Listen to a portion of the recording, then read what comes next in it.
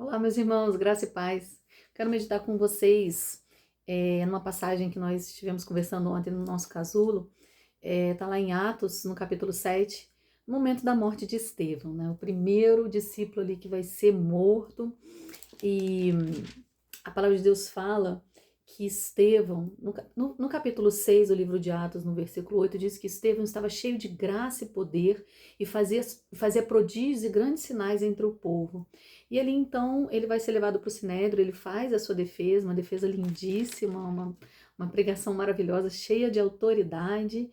E ele termina essa defesa, essa pregação de uma forma bastante incisiva, né, dizendo qual dos profetas vossos pais não perseguiram. E ali, então, a palavra de Deus no versículo 54 do capítulo 7 do livro de Atos diz que ouvindo isso eles se enfureceram, taparam seus ouvidos, né, grilharam os dentes e então decidiram apedrejá-lo.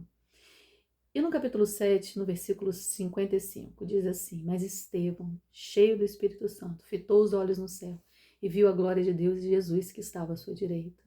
E diz: Eis que vejo os céus abertos e o Filho do Homem em pé à destra de Deus. Seu momento de maior dor, de tristeza, iminência da morte, ele sabia que ele ia morrer.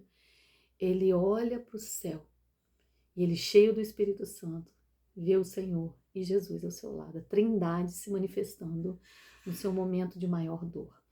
E essa é a pergunta que fica para nós, né? O que nós conseguimos contemplar no nosso momento de maior dor, de maior angústia? Será que nós contemplamos a face do Senhor? Será que nós vemos o céu aberto? E a única resposta para sermos parecidos com Estevão, assim, o que eu preciso fazer para ter essa atitude? A única resposta para essa pergunta é estar cheio do Espírito Santo.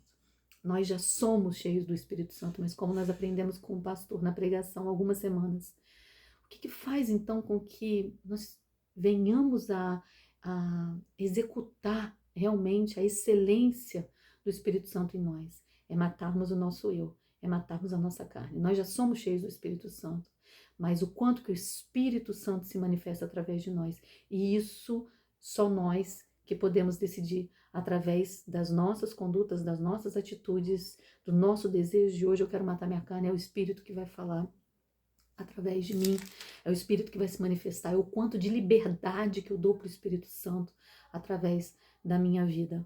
Comecei dizendo que no capítulo 6, no versículo 8, diz que Estevão, cheio de graça e poder, né? E ele andava fazendo maravilhas e prodígios.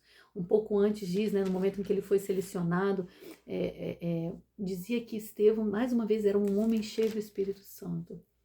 A única forma desse homem ter exercido o vislumbre de enxergar os céus abertos no seu momento de maior dor é que ele era cheio do Espírito Santo.